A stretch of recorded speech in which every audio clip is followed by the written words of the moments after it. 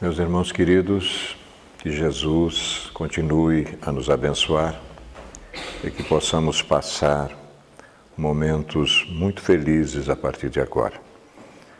Unamo-nos em pensamento e vamos orar.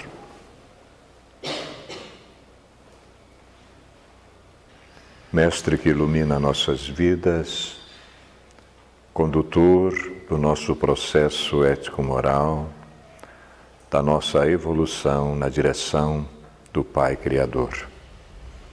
Evocamos-te mais uma vez, Senhor, através dos vossos mensageiros celestes, dessa cadeia infinita de amor, para que, imbuídos do melhor propósito possível, possamos ampliar os nossos níveis conscienciais, porque vamos beber da tua água viva, desta água fundamental, da qual, se perseverarmos na sua estrutura, nunca mais teremos sede do que tange o aspecto material, porque estamos despertando para a nossa realidade intrínseca de espíritos imortais e tudo envidaremos agora que despertamos para fazermos o máximo possível em desabrochar nossas virtudes intrínsecas, paulatinamente combatendo o bom combate interior, que é vencendo as nossas próprias imperfeições. Dessa maneira, Senhor querido, envolve-nos na vossa ternura, no vosso amor, no vosso carinho, para que possamos, juntos com a nossa expositora, lograrmos êxito na nossa proposição. Sê conosco, Mestre amado, todos os instantes da nossa vida. Que assim seja, Senhor. Meus amados, a noite de hoje se reveste de um caráter todo especial, porque conseguimos ajustar a agenda da nossa professora Fernanda, que não é fácil. Ela está, inclusive, de mudança de domicílio. Essas mudanças de domicílio na mesma cidade, sabemos que não é fácil, né? Para, em seguida, ter uma mudança de cidade, inclusive, para brevemente, né? Mas a Fernanda tem produzido muito e nós estávamos já trabalhando há algum tempo para trazê-la ao nosso Centro Espírita Caminho da Luz. E hoje, apesar de todos os óbitos e as dificuldades que a gente enfrenta nessa estrada, a gente tem que deixar isso para lá. A misericórdia divina nos conduz, sem sombra de dúvida, quando estamos trabalhando no bem. E hoje é uma dessas noites especiais. Então nós vamos ampliar nossa capacidade de percepção, porque o tema sugere realmente que vamos ter uma noite muito especial, né? Fernanda Vaz renasceu nessa existência em Petrópolis, no Rio de Janeiro, no ano de 1977. Vinculou-se à doutrina espírita em 1998. A sociedade espírita que ela está mais afeta é a Sociedade Espírita Amor e Caridade, aquela sociedade maior lá no nosso centro em Cascavel. Ela é tarefeira da sociedade, né? É expositora, seja também da SEAC, como da nossa regional, como hoje ela está fazendo. E ela está encerrando, é acadêmica do curso de letra na UniOeste, e esse é o ano que ela vai se formar, né? Então ela já consideramos ela como professora, e o Espiritismo tem uma paixão muito grande por pedagogos, professores, né? Esse pessoal, pensadores, né? Porque nós herdamos isso do nosso insigne codificador Allan Kardec, obviamente, né? Não quer dizer que os outros também não são aceitos, mas há uma predileção por causa do trabalho desenvolvido, né? E a doutrina espírita é eminentemente pedagógica, né? Muito bem estruturada. A Fernanda vai trabalhar a dicotomia da caridade. Então nós vamos ver hoje aspectos sobre a caridade material, a beneficência e a caridade moral, a ética, né? Essa ponte que se trabalha. E a gente geralmente faz uma provocaçãozinha para ela, embora ela já tenha ciência. Nós vamos trabalhar aqui, como início, a questão 886 do Livro dos Espíritos, o Livro dos Espíritos, que trata exatamente da caridade, consoante entendia Jesus. Então nós vamos saber aqui como é que o Cristo entendia realmente a caridade. Isso é muito importante para nós, né? E está aqui no nosso livro básico, nesta questão 886. Qual o verdadeiro sentido da palavra caridade como a entendia Jesus? Não como nós, como Cristo, né? Benevolência para com todos, bem-querer, né? Indulgência para as imperfeições alheias. O indivíduo pode ter 1000 defeitos, mas se ele tiver uma virtude, é nela que eu tenho que trabalhar. Porque aquela virtude crescendo poderá anular as outras. É uma técnica interessante, né? Fernanda depois vai explicar isso para nós. E perdão às ofensas. O que mais Jesus trabalhava, né? O amor e a caridade são um complemento da lei de justiça, pois amar o próximo é fazer-lhe todo o bem que nos seja possível e que desejáramos nos fosse feito. Tal o sentido dessas palavras de Jesus: amai-vos uns aos outros como irmãos. A caridade, segundo Jesus, não se restringe à esmola. Abrange todas as relações em que nos achamos com os nossos semelhantes, sejam eles nossos inferiores, nossos iguais ou nossos superiores. Ela nos prescreve a indulgência, porque de indulgência precisamos nós mesmos. E nos proíbe que humilhemos os desafortunados, contrariamente ao que se costuma fazer. Eu dou às vezes para me livrar da pessoa. Eu me livro da pessoa, mas não toquei o coração dela. E isto não é bom, né? Isto não é bom. Apresente-se uma pessoa rica e todas as atenções e deferência lhe são dispensadas. Será que isso é verdade? Se for pobre, toda a gente como que entende que não precisa preocupar-se com ela. Vê que coisa? Contrassenso, né? Dicotomia da caridade. Nós vamos ver isso. No entanto, quanto mais lastimosa seja a sua posição, tanto maior cuidado devemos pôr em lhe não aumentarmos o infortúnio pela humilhação. O homem verdadeiramente bom procura elevar aos seus próprios olhos aquele que lhe é inferior, diminuindo a distância que o separa. Então veja que nós temos aqui assunto para desenvolver coisas maravilhosas, né? E é por isso que nós vamos escutar a nossa Fernanda a partir de agora, porque ela tem uma mensagem muito interessante para nos dizer. Vamos ouvi-la. Muito boa noite a todos, sejamos bem-vindos, que os amigos espirituais possam nos abraçar, nos acolher, e que bom estarmos aqui nessa noite para um tema que me é muito caro ao coração.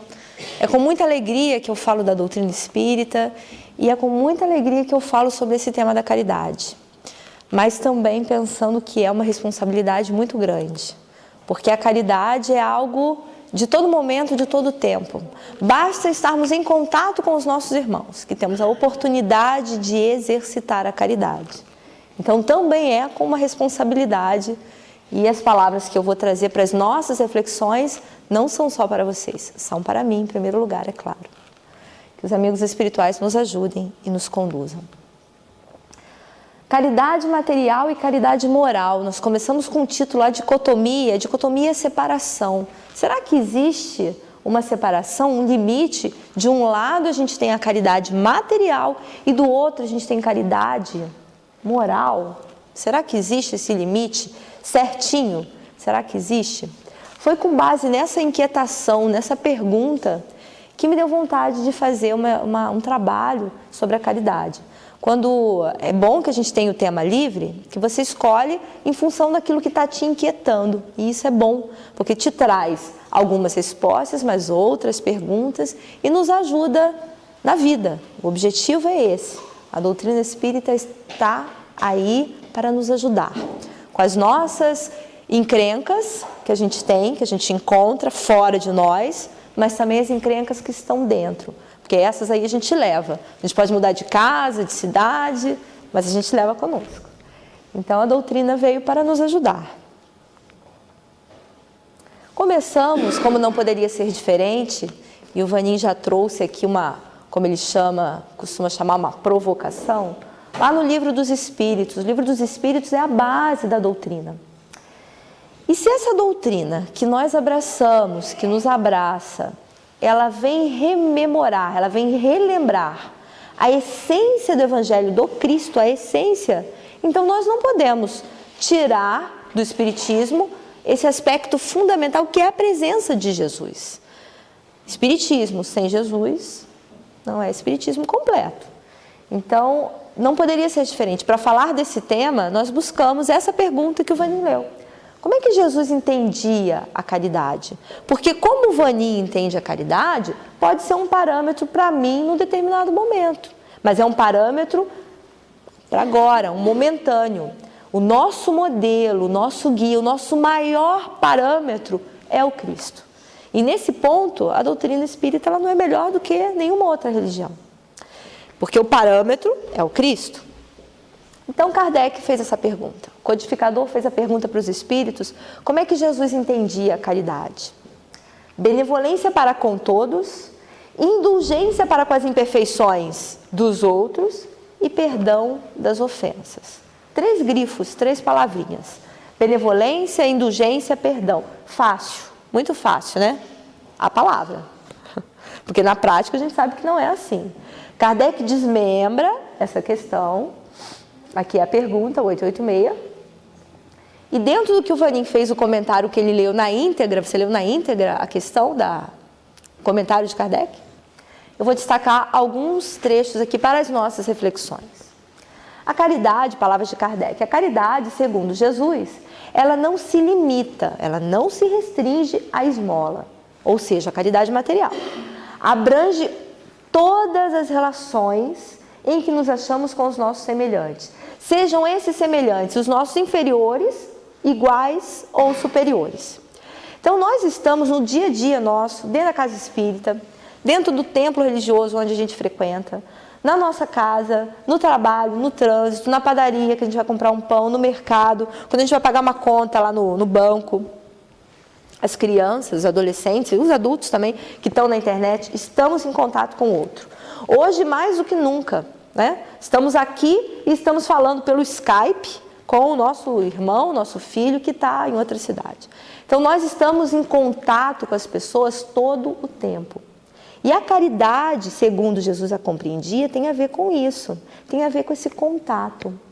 E Kardec nos fala que nesse contato com o semelhante, nós temos contato com os inferiores, os iguais e os superiores. Ponto. Ele não diz quem são esses, mas a gente pode pensar. Os meus iguais, em termos econômicos, em termos intelectuais, em termos de várias ordens, inclusive moral. O moral a gente não sabe, né? Muitas vezes a gente julga assim que a pessoa economicamente que está inferior a nós, a gente acha que moralmente ela também está. E às vezes não, às vezes é o contrário. Então, esse aspecto moral nem sempre a gente pode mensurar. A gente não pode dizer que a gente está superior ao outro moralmente, não pode fazer isso. Mas intelectualmente, a questão financeira, econômica, a gente acaba sabendo, né? Eu estou em contato com as pessoas no trabalho, com os nossos superiores, os nossos chefes e aqueles que estão abaixo de nós. E a caridade envolve tudo isso, todo esse tipo de relação. A gente vai ver um pouquinho mais desmembrado mais para frente. Então aqui ele já começa a nos dar a entender essa dimensão do que seja a caridade. Que não é algo que é só dentro do nosso templo religioso. Não é só num momento do dia, mas sim todas as relações. A caridade nos prescreve, nos fala da indulgência. E ele explica, porque de indulgência também nós precisamos. Quem é que consegue estar bem 100% do dia? Tranquilo, e simpático, e agradável, e educado. A gente consegue ser assim o tempo todo? Não. A gente perde a paciência, sim, em muitos momentos do nosso dia. E em muitos momentos a gente precisa dessa caridade, para que o outro tenha para conosco. Então, Kardec chama a nossa atenção que além da prescrição de Jesus, é algo que toca a nossa razão. Eu preciso ser caridoso com meu irmão, porque eu também preciso da indulgência, a todo tempo. E nos proíbe, ao grifo, nos proíbe, a caridade nos proíbe, que a gente humilhe os desafortunados, contrariamente àquilo que a gente costuma fazer. O texto continua, o Vanin chamou a atenção, eu agora só vou para aqueles destaques, tá? Então, muitas e muitas vezes, no nosso dia a dia, em contato com aquele que economicamente está abaixo de nós, de forma muito sutil, às vezes é muito sutil, a gente maltrata, sim. A gente amplia essa distância muitas vezes, para que nós possamos nos sentir melhores. Trabalhando o nosso ego, a gente acaba humilhando o nosso irmão. Quer ver um exemplo que eu gosto de usar? Usei lá com o pessoal do Miguel. Vamos imaginar que nós estamos num lugar, que algumas pessoas, ou seja, uma festa, uma reunião, e as pessoas estão, um grupinho ali, uma rodinha, falando sobre um determinado assunto. Vamos imaginar que nós estamos em época de Copa, né? Que eles estão falando do jogo. E por uma desventura, a gente não conseguiu assistir o jogo aquele dia. Então não perdemos muito também não, né? Mas ele não assistiu. Então a gente não está muito por dentro do papo. A pessoa está falando, a gente não entende. Nós entendemos de todos os assuntos? É claro que não. Às vezes a gente entende de política, mas a gente não entende do seriado que está passando, da novela que está passando, porque a gente não assistiu. Então a gente não entende todos os assuntos. A gente pode entender muito bem sobre um, mas ele não domina todos. Então naquele grupo as pessoas estão falando de futebol e eu não entendo nada, eu não assisti o jogo. Qual é a sensação que a gente tem? A gente não se sente mal? Quando as pessoas aproveitam daquele contexto e percebem que você não entende, aí que elas falam.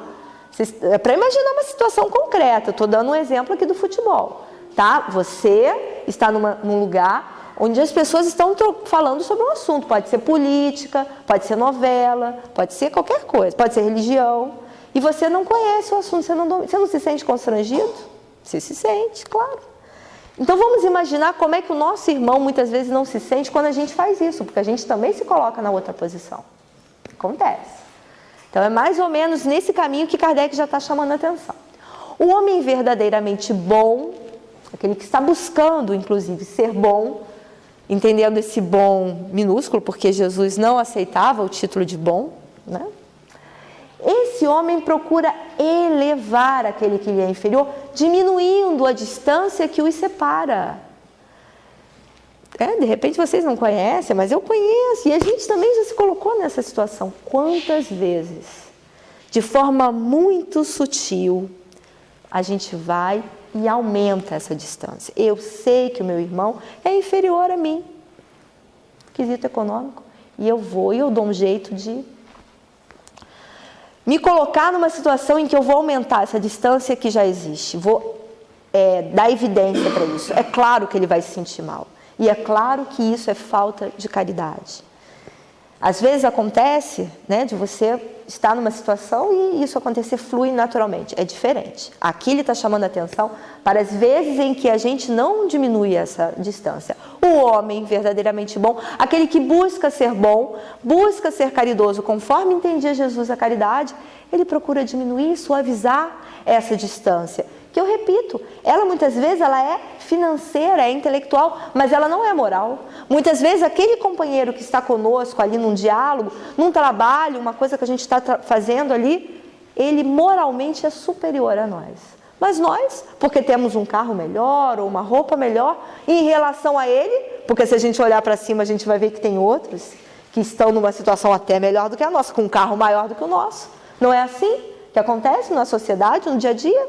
Em relação àquele, eu tenho um carro melhor, mas em relação ao outro. Então Kardec chama atenção para a gente tentar diminuir o impacto dessa distância que existe, e eu repito, muitas vezes não é uma distância moral. Kardec fez a seguinte pergunta também no Livro dos Espíritos sobre a esmola. O que a gente deve pensar sobre a esmola? Porque nós estamos falando sobre caridade, caridade material, caridade moral. Então ele perguntou, o que nós devemos entender e pensar sobre isso? A resposta é maior, nós trouxemos um trecho que nesse momento nos interessa. Os Espíritos nos falam que uma sociedade que tem como base, como parâmetro, a lei de Deus, a lei de justiça, essa sociedade ela deve prover a vida do fraco sem que ele tenha que se humilhar para isso. A nossa sociedade é assim hoje? Não. A nossa sociedade ainda não é assim. As leis que regem o nosso mundo, as leis humanas, elas estão ainda muito distantes das leis divinas.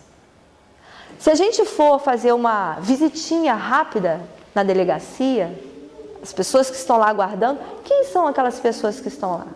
Elas cometeram crimes, delitos e têm que pagar por eles? Concordo plenamente, é claro que elas têm. Mas a maioria das pessoas que estão lá são pessoas pobres. O rico fica na delegacia? Não. Se a gente der uma voltinha lá naquela delegacia, a gente vai ver que tem muitos que já cumpriram a pena. Já passou o prazo e ele está lá. O rico acontece isso? Não. As nossas leis ainda são injustas, muito injustas. Então, uma sociedade, aqui entra, nós estamos incluídos aqui, não são só os políticos, somos nós, ainda somos injustos. E muitas vezes, as pessoas que não têm condições, elas têm que se humilhar. Elas ainda têm que se humilhar. Então, a resposta dos Espíritos aqui daria, né, para a gente fazer uma grande exposição, pensar, até um seminário. Mas nós estamos pensando alguns trechos para pensarmos sobre o assunto. Desdobrando essa questão, quando Kardec percebia que era importante, ele desdobrava. Além da questão, ele fazia a questão A. Então, essa é a 88A. E a resposta, eu não trouxe a pergunta, mas tem a ver com a questão da esmola. A resposta quem dá São Vicente de Paulo. São Vicente de Paulo, para os que conhecem, ele tem uma história muito bonita e muito interessante nessa questão da caridade. Então é alguém que tem algo concreto, tem uma caminhada para dizer, não é qualquer um. Então ele fala para a gente que o homem de bem, e ele explica quem é o homem de bem, é aquele que compreende a caridade como Jesus a compreendia e compreende. Esse homem ele vai ao encontro do desgraçado, sem esperar que ele venha, sem esperar que ele se humilhe. Nós chamamos a atenção que ir ao encontro, meus irmãos, é ir para, não é de encontro é choque, é briga, né? É choque, de encontro, ao encontro. Então ele vai até, ir até, lembra o que? Lembra movimento. Então caridade, quando nós estamos falando sobre esse tema, nós estamos falando de algo que é movimento. Caridade tem a ver com isso também.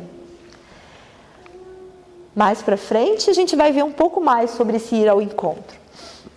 Aqui eu botei bem clarinho, mas só para lembrar. Muitas vezes a caridade que a gente faz, material, porque essa é a mais fácil, ela é feita para que outros vejam. Eu faço, mas eu deixo um pedacinho aparecendo, sabe? Para saber, ó, mas fui eu, né? É quase que assinar embaixo, né? A gente é assim ainda. E entre não fazer e fazer assim, então que a gente faça assim, tudo bem. Mas vamos pensar que muitas vezes essa caridade, ela está sendo tisnada, como a mensagem diz ali para a gente, está sendo manchada pelo nosso orgulho. A gente está fazendo para submeter o outro, para mostrar para o outro que eu posso. E que ele não pode, e que ele precisa. Então isso também é uma reflexão para a gente pensar no que a gente faz e dá, se a gente não está mais humilhando do que ajudando. Aí alguns de vocês podem pensar assim, mas é muito complicado tudo isso aí. Esse negócio de caridade é muito complicado. Não, não é complicado. Nós é que ainda somos imperfeitos. Mas, na verdade, somos nós que somos fracos. Sou eu que sou enrolada, sou eu que sou fraca. As coisas não são complicadas, somos nós que ainda não melhoramos o suficiente para fazer as coisas. A caridade é algo complicado, difícil, impossível? Claro que não. Só é difícil porque nós ainda somos imperfeitos demais, teimosos demais. A gente quer fazer as coisas do nosso jeito. A gente quer agir com o outro do nosso jeito. Se eu gosto, eu ajo super bem, ele é meu amigo, ele, nossa, tá comigo. Agora, se ele é alguém que eu já não simpatizo muito bem, mas Jesus já veio falar para nós que não é bem assim. Quando ele falou do amar o inimigo, e naquela colocação da benevolência para com todos, era benevolência só para quem eu gosto? Como é que é? Benevolência só para quem eu gosto? Não, é benevolência para com todos. Então aí sim se torna um pouquinho difícil, mas só vai ser muito difícil se a gente for teimoso demais. Se a gente deixar a nossa teimosia um pouquinho de lado e começar a sensibilizar o nosso coração, a gente vai ver que não é tão difícil assim. Caminhando um pouco mais, ainda é São Vicente que nos fala. Ele diz pra gente que o espírito, fazendo a conexão com o que Kardec já tinha dito, qualquer que seja o seu grau de adiantamento, qualquer um, em qualquer situação que ele esteja, como encarnado, no plano material ou na erraticidade. Sempre o espírito estará colocado entre um superior e o inferior. E ele vai explicar para a gente a função do superior e do inferior na nossa vida. Esse superior é aquele que nos guia, que nos aperfeiçoa. E o inferior é aquele para o qual a gente tem o mesmo dever. A gente sabe que o nosso modelo maior, começamos aqui falando disso, é Jesus, sem sombra de dúvida. É por isso que hoje nós estamos aqui. Nós estamos buscando um contato maior e mais próximo com Jesus. Ninguém saiu das suas casas para vir aqui especificamente só para ver a palestra, porque era fulano, beltrano, ciclano. A gente veio aqui lá no íntimo, mesmo que a gente não saiba disso. Mesmo que a gente não pare para pensar. Lá no íntimo é a busca até Jesus, porque nós já estamos cansados. Já tivemos tanto contato com o Mestre em outros momentos, e esse contato por vezes não foi proveitoso. Nós não conseguimos aquela paz do coração que ele falava, aquele reino dos céus que ele prometia. Será que é a primeira vez que a gente está tendo contato, notícia do Cristo? É claro que não. E essa sede de paz, de harmonia no coração, nós sentimos. Então é buscar Jesus, nós estamos buscando. A forma como a gente busca que às vezes varia. Mas aí o nosso modelo é ele, é claro que é, com M maiúsculo, com todas as letras em maiúsculo, modelo e guia, é Jesus. Mas as pessoas encarnadas que estão conosco, elas também são modelos e exemplo. Com M pequenininho, com guia, com G pequenininho de guia. Então esse superior que o Espírito São Vicente Paulo está chamando a atenção, são aquelas pessoas que de alguma forma elas exercem uma autoridade moral para conosco. Muitas vezes é uma mãe, um tio, uma avó. Então nós temos essa responsabilidade para com aqueles que em algum momento eles estão abaixo. Quantas vezes um contato rápido, mas faz toda a diferença para alguém. Eu vou dar um exemplo aqui, até fugindo, mas está dentro, tá? É que eu não coloquei ali. Tem uma pessoa que chama Roberto Carlos Ramos. Eu não sei se vocês já ouviram falar. Ele é negro, alto, grandão. Ele é de Belo Horizonte, ele mora lá ainda. E ele, quando pequenininho, ele foi internado na FEBEM, porque a mãe não tinha condições, eram muitos filhos. E existia uma propaganda muito grande do governo, na época, década de 70 ou 80, não sei, de que na FEBEM a criança ia ter tudo. Ia ter educação, ia ter comida. Ela tinha muitos filhos, ele era o 10º filho. Qual mãe não quer o melhor para o seu filho? Ela levou o filho dela para a FEBEM. E ele chegou lá bem pequenininho. Roberto Carlos Ramos fugiu da FEBEM várias vezes, mais de 20. Começou a usar droga, se envolveu com um monte de situação, ia para a rua, fugia, o pessoal da FEBEM pegava. Lá dentro ele foi estuprado, apanhou, passou um inferno que a gente possa imaginar ao quadrado. Só que, num determinado momento da vida dele, eu não sei quantos anos exatamente, ele conheceu uma francesa que estava passeando, entre aspas, né, porque ela estava pesquisando também, no Brasil, e ela era pedagoga. E ela estava fazendo lá as pesquisas dela e passeando também, e foi conhecer a FEBEM. E aí, uma das psicólogas lá da época falou para ela que o Roberto Carlos, ele era irrecuperável. Ele já tinha fugido mais de 20 vezes, ele conhecia todos os palavrões de cor e salteado, fumava, na época não tinha o crack ainda, o problema do crack, né? Mas ele fumava maconha, cheirava cola de sapateiro. E ele era terrível, ele era um líder negativo para todos aqueles meninos. Ele era terrível. E ela fala que aquele menino é irrecuperável, o Roberto Carlos.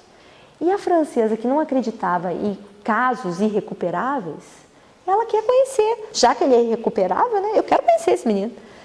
E isso, palavras dele, tá? No programa da Fátima Bernardes, que estava falando sobre a maioridade penal, eu faço um trabalho sobre isso, então eu estava vendo lá no YouTube. Então, se vocês quiserem, podem olhar lá.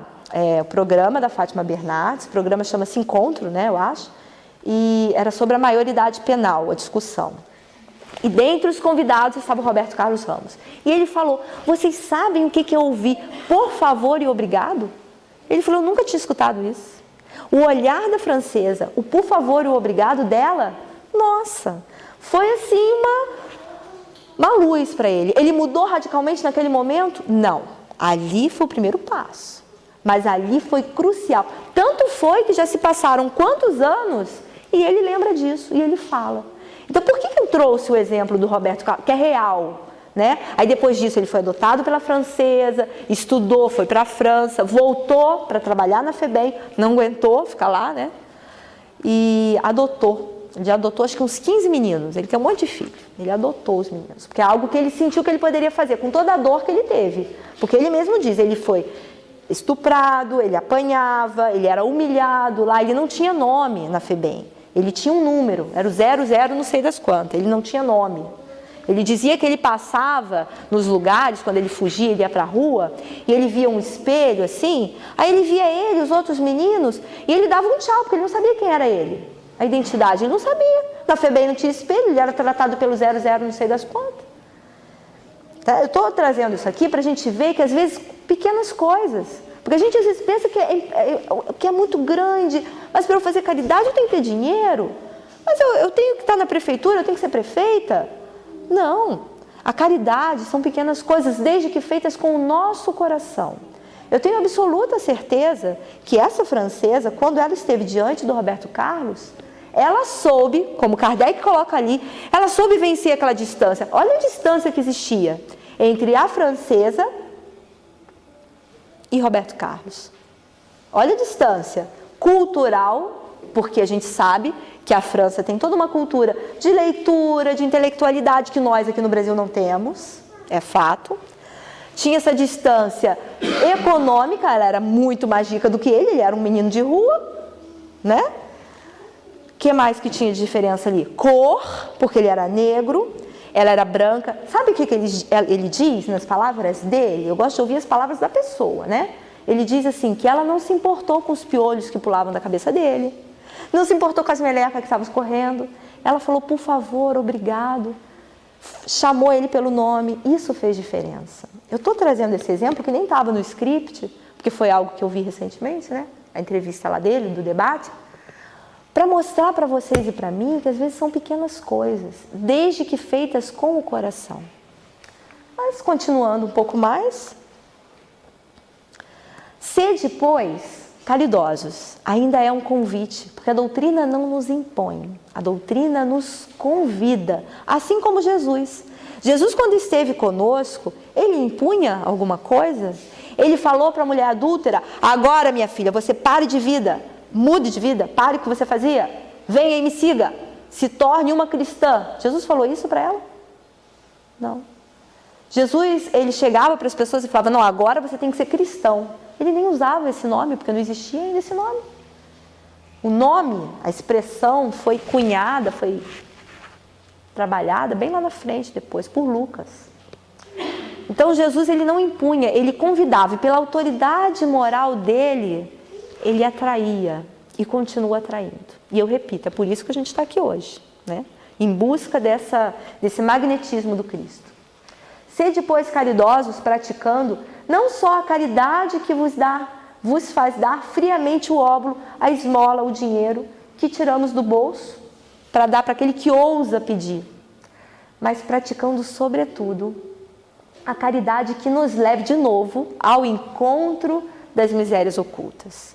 Quem disse ao encontro antes foi Kardec. Aqui, São Vicente de Paulo. Ao encontro de novo o movimento. De novo o movimento. Nós chamamos a atenção para a expressão misérias ocultas. Porque as misérias grandiosas, essas aí a gente consegue ver. O vício, a corrupção, a falsidade, isso aí a gente vê, é evidente, qualquer um consegue enxergar. Até uma criança. Hoje em dia as crianças são tão espertas que assistindo um jornal nacional ou um outro jornal qualquer, e aí aparece a questão do político, alguma coisa, ele vai e faz um comentário para você que você fala, e até ele está sabendo. Então, perceber o óbvio, até as crianças percebem. Jesus nos convidou a perceber além. Misérias ocultas. Por quê? Por que será? Já vamos ver mais sobre isso. Ainda num convite, São Vicente nos fala, sejamos indulgentes, com os defeitos dos nossos companheiros, daqueles que caminham conosco, em vez de votar desprezo à ignorância, ao vício, de novo o movimento, vamos instruir os ignorantes, vamos moralizar os viciados. Sede brandos e benevolentes para com tudo que vos seja inferior. Sede-o para com os seres mais ínfimos da criação e tereis obedecido à lei de Deus. Então, quando nós percebemos a ignorância, o vício, a corrupção, dá uma indignação muitas vezes, né? Saber que quanto dinheiro poderia ter sido investido na educação, quanto dinheiro poderia ter sido investido nos hospitais, na saúde, né? Ao invés da Copa. Dá uma indignação, não dá? Claro que dá. E a mídia explora isso, né? Mas o que a gente faz com essa indignação? A gente só engrossa muitas vezes a crítica. Se nós nos sentimos incomodados com alguma situação específica, vamos fazer algo por aquilo. E como é que a gente pode fazer alguma coisa para ajudar o ignorante, aquele que está no vício? Como é que a gente pode?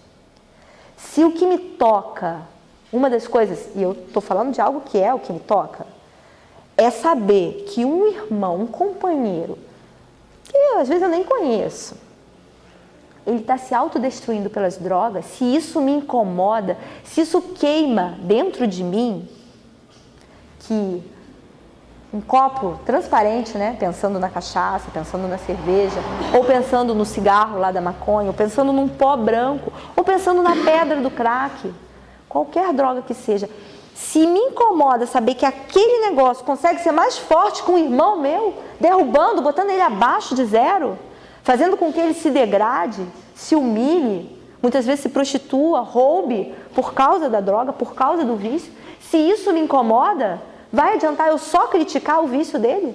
Vai adiantar? Vai adiantar eu tacar mais pedra nele? Será que adianta? Se me dói a situação da corrupção, será que vai adiantar eu criticar os políticos? O que a gente pode fazer? A outra face.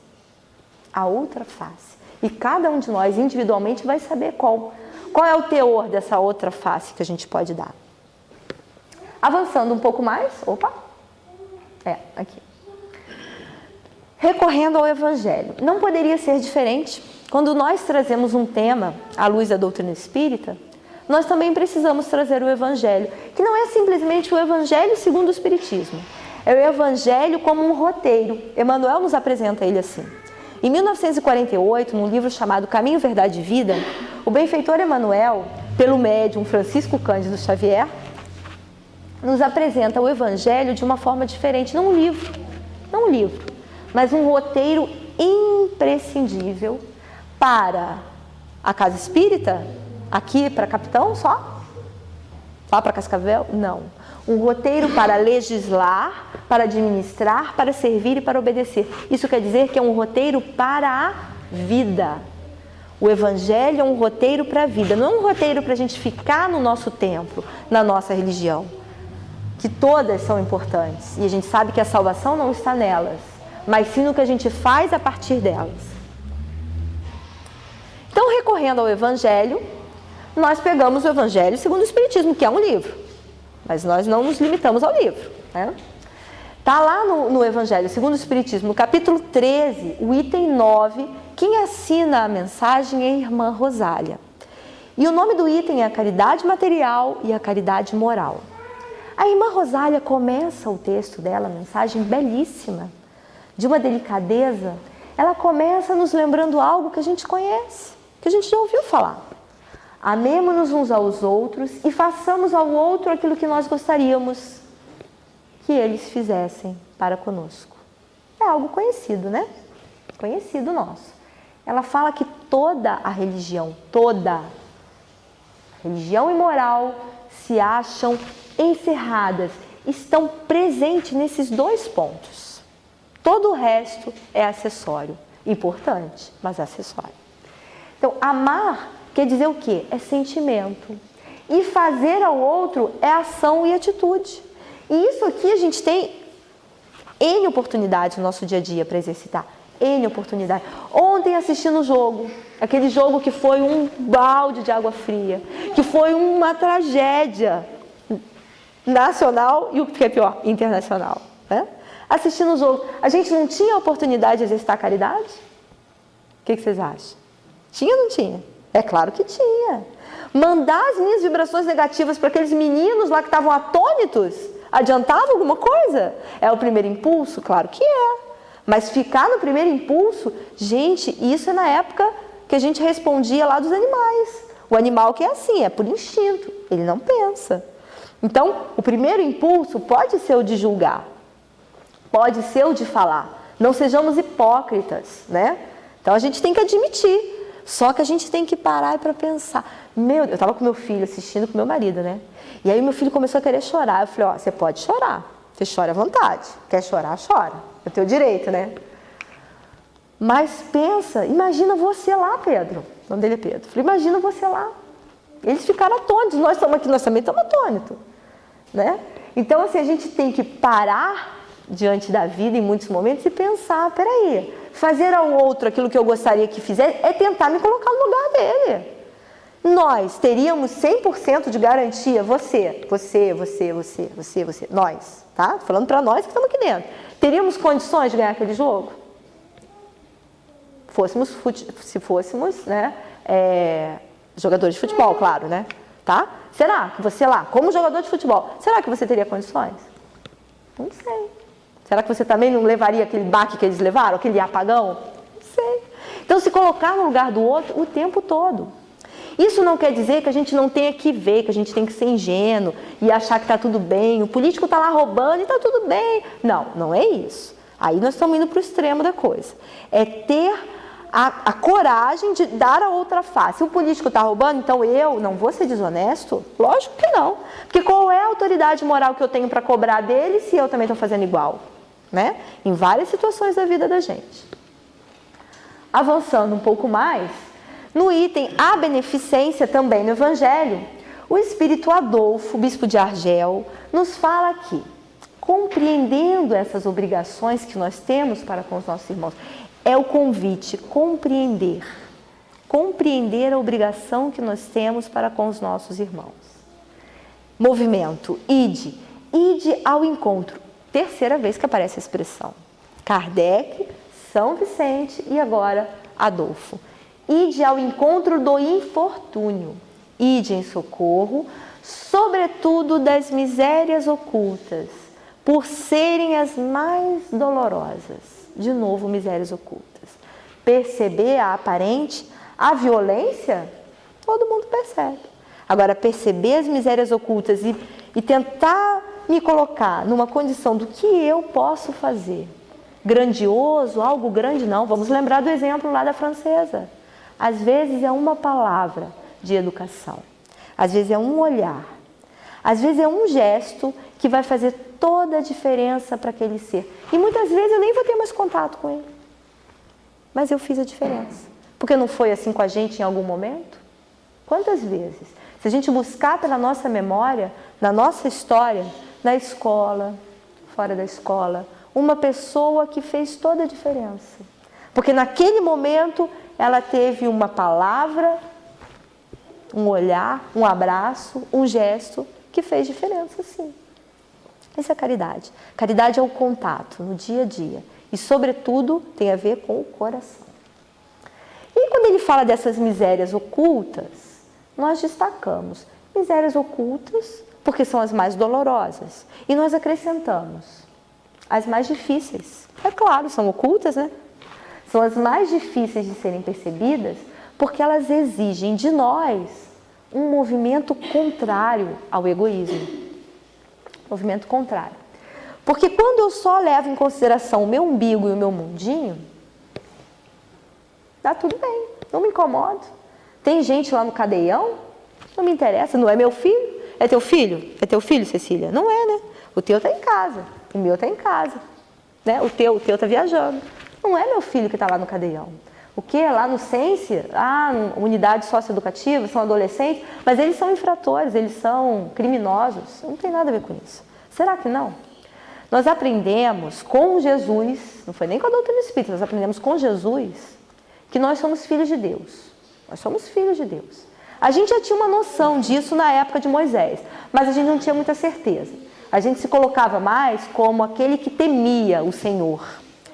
Nós nos colocávamos na condição de servos, muitas vezes, né? Mas Jesus, ele marcou um tempo, ele marcou. E dentre essas marcas, ele veio mostrar para a gente que nós somos filhos. Nós somos filhos de Deus. O filho é diferente do servo. O servo fez o trabalho dele, ganhou o soldo, foi embora. E se der bobeira com ele, ele coloca na justiça. É ou não é assim? É ou não é? Agora, o filho fica com o pai. Sente as agruras, sente as dores com o pai. E nós, que já podemos nos comportar como filhos, nós muitas vezes nos comportamos como servos. A gente faz a nossa parte e quer o nosso salário. E vamos embora. E queremos colocar Deus na justiça. Eu estou falando de forma simbólica, mas eu sei que vocês estão entendendo. Né? Para pensar na vida prática, no nosso dia a dia. Nós muitas vezes nos comportamos como servos. E aí a gente não se considera irmão daquele que é criminoso. Assistindo aos programas, às entrevistas, aos debates sobre essa questão de maioridade penal, a gente escuta cada coisa absurda, mas coisa muito absurda. E uma pessoa falou assim, que engraçado, né? Quando a gente canta o hino, ele estava se referindo não à Copa, ele estava se referindo à Copa das Confederações. Foi ano passado, né? Acho que foi ano passado. Aí ele falou assim, a gente cantava com tanto entusiasmo, né? Já começou ano passado, aquela coisa de, né? Mãe gentil. Lá no hino tem uma parte que a gente fala, pátria amada, mãe gentil. Aí ele falou assim, é mãe gentil, referindo-se ao Brasil, é mãe gentil só daquele que é vítima, só daquele que morreu? Ou é mãe gentil daquele que matou? Isso são palavras de um juiz referindo-se à questão puramente material. E nós, que somos espíritas ou somos outras religiões que seja, levando em questão Deus, Jesus e tudo aquilo que a gente conhece da nossa religião. Será que aquele que comete os delitos, ele não é meu irmão? Eu não quero ele como irmão? É na caridade que nós devemos procurar a paz do coração, o contentamento da alma e o remédio para as nossas aflições da vida. Aqui nós destacamos, o item chamado a beneficência, também é o Espírito Adolfo quem está falando lá no Evangelho, no item 11, capítulo 13. Quando ele fala para a gente que é na caridade que a gente deve procurar a paz do coração, o contentamento da alma e o remédio para as nossas aflições, nós ficamos pensando, quem é que não precisa de paz no coração? Tem alguém que não precisa? Todos nós precisamos. Contentamento da alma, remédio para as nossas aflições, porque nós temos aflições. Só que nós muitas vezes buscamos isso de outras formas. E de uma forma muito egoísta. Porque nos consideramos como servos e que temos o nosso salário, fizemos a nossa tarefa e Deus não fez o que a gente quer, a gente vai e coloca ele na justiça. É de forma simbólica que eu estou falando. Mas a gente muitas vezes é assim. Agora, quando a gente busca no exercício da caridade, nós estamos tentando nos transformar em filhos, sim. Porque nós estamos vendo o outro companheiro como nosso irmão. E essa é a ideia, esse é o objetivo. E aí aqui nós destacamos, não é fora da igreja, não é fora da verdade, a afirmativa da doutrina espírita, que nos acolhe, que nos abraça, é fora da caridade, não há salvação. E nós ficamos pensando, não é fora do templo, não é fora da casa espírita, é fora da caridade. Por que será fora da caridade? Por que é a bandeira da doutrina espírita, por exemplo? Por que será? E deveria ser a nossa também. A caridade, quem responde é Kardec, ela está ao alcance de todas as pessoas, de todos. Do ignorante, do sábio, do rico, do pobre. Não depende de crença. A caridade pode ser exercitada por todos nós. Aí aqui nós destacamos a beneficência, a parte material, e a qualidade, o sentimento do coração. Levando a caridade por guia, quem nos fala isso é Paulo, no item 10 do capítulo 15, nós nunca nos transviaremos. Dedicai-vos a buscar, a sondar, a estudar o sentido mais profundo e as consequências da caridade na nossa vida, procurando descobrir-lhe por nós mesmos todas as aplicações. Isso aqui quer dizer que é individual. O tipo de caridade que você vai exercitar é você quem vai encontrar. Não existe fórmula. Embora a gente possa se filiar aos trabalhos voluntários, sociais, é claro, mas não há fórmula, porque ela tem que ser de coração, ela não pode ser de boca, ela não pode ser apenas na aparência. A caridade tem a ver com a verdade lá do fundo do nosso coração. Ainda no mesmo item, fora da caridade, né? Nós destacamos a fala de Paulo quando ele diz que luminosa coluna que nos guia no deserto da vida. E a vida é muitas vezes esse deserto. Perdas de entes amados, problemas com os nossos queridos, muitas vezes financeiros, problemas conosco, problemas de saúde, doença.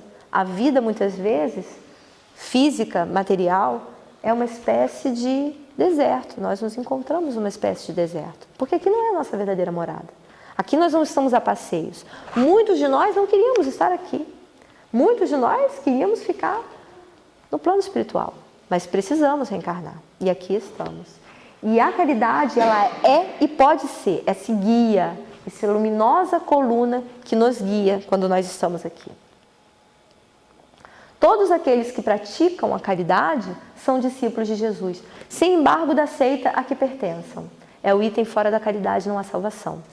Então, aqui Paulo chama a nossa atenção dizendo que discípulos do Cristo não são aqueles que estão vinculados ao espiritismo, ou ao catolicismo, ou ao evangélico, especificamente. São aqueles que praticam a caridade. Se nós estamos vinculados a uma religião e praticamos a caridade, nós estamos sendo discípulos do Cristo. Agora, se nós estamos vinculados e não praticamos, se a gente não deixa nem um pouco de fazer um comentário malicioso, se a gente continua com o nosso comentário malicioso, se a gente continua não sendo indulgente para com as pessoas, nós não estamos sendo caridosos e não estamos sendo discípulos do Cristo. Então não tem a ver com denominação religiosa, mas sim com a nossa conduta, com a nossa postura no dia a dia, em cada momento. Já chegando no finalzinho, tem uma mensagem muito bonita que está no livro Vinha de Luz, do Emmanuel, é o capítulo 167. E a mensagem chama-se Nossos Irmãos. Aí fala desse contato com o outro, porque a caridade tem a ver com contato. Nós chegamos a essa conclusão. Caridade tem a ver com a relação que eu estabeleço com o meu próximo. Como é essa relação? Seja esse próximo aqui, bem presente, ou seja esse próximo que está lá em Brasília e eu estou sabendo dele pela televisão, ou em qualquer outro lugar. É a relação com o próximo. Então, essa mensagem ela é muito bonita e ela vem falando, né, dos irmãos, daqueles que estão em contato conosco. E lá, pelas tantas, Emmanuel fala assim: irmão iluminado e bondoso já é uma obra viva do Pai. Esses aí, é muito bom conviver com eles, né? Agora, o ignorante ou infeliz, esse é uma obra que o céu nos convida a amparar e embelezar. Não é a torcer o pescoço dele, não é. Então, esse irmão ignorante e infeliz é um desafio, né? Quem não quer estar junto com o iluminado e bondoso? Claro, todos nós. Mas ainda precisamos desse desafio. Aí eu faço uma pergunta que vocês não precisam responder. Eu tenho que falar isso quando o Edu tá, meu marido, então eu tenho que falar, não responda. Depois, não fala na hora, né? Só pensa. Nós somos esse irmão iluminado e bondoso para o outro? Ou nós somos esse ignorante ou infeliz? Na maioria das vezes. Como que é? Porque todo mundo quer conviver com o iluminado e bondoso. Mas nessa de troca, porque caridade é convivência, não tem a ver com isso? Convivência social? Então, eu para com o outro e o outro para comigo. Será que eu também não sou o ignorante ou infeliz na maioria das vezes? Favorecendo esse meu irmão a exercitar a caridade? Também nós precisamos da indulgência. Caridade material, caridade moral. Será que existe o limite entre uma e outra? Será? Certinho. Começamos com a colocação de Jesus, terminamos com ela, mas antes eu tenho um poema ali para terminar. benevolência para com todos, indulgência para com as imperfeições alheias e perdão das ofensas.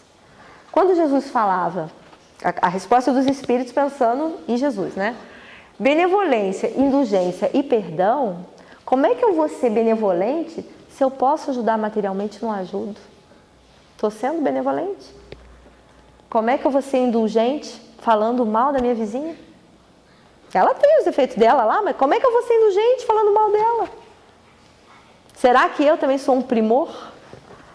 E o perdão? O tempo todo. Estar com o outro é a oportunidade de exercitar o perdão a todo tempo. A todo tempo. Eu não tenho hora aqui. Que horas tem, Vaninha? Que horas? Tá na hora? Eu vou terminar com um poema muito bonito aqui, que, na minha opinião, é o mais bonito de todos. Mas antes de eu entrar no poema, eu preciso falar duas coisinhas aqui bem rápidas, passagens da vida de Jesus, que a gente não poderia terminar sem trazer essa reflexão. Duas pessoas se dirigiram a Jesus, em momentos diferentes, mas com inquietações, angústias parecidas, né? Vocês devem conhecer. Uma é Joana de Cusa, ela era esposa de Cusa, por isso Joana de Cusa, e ela era romana, rica, né? E o marido, ele dançava conforme a música, né? Ele estava com os romanos, ele estava rezando pela cartilha deles. Ele estava com os judeus, ele rezava pela cartilha dos judeus. E Joana conheceu Jesus, ouviu falar, foi ouvir uma pregação dele e ficou encantada. E ela queria seguir Jesus. Só que estava muito difícil, porque ela tinha um marido difícil. O marido dela não era nada fácil. Ela tinha filhos.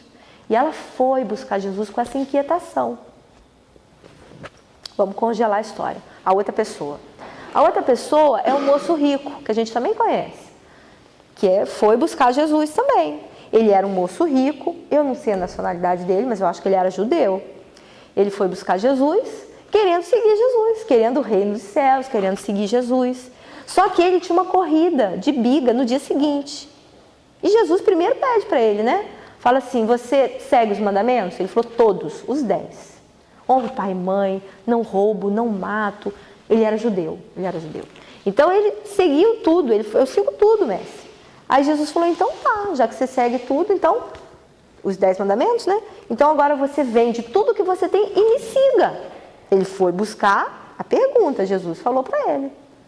Mas não era isso que ele queria de resposta, não era. Tanto que ele falou assim, mestre, olha só, não dá para eu vender tudo agora e te seguir, porque eu tenho uma corrida de biga amanhã.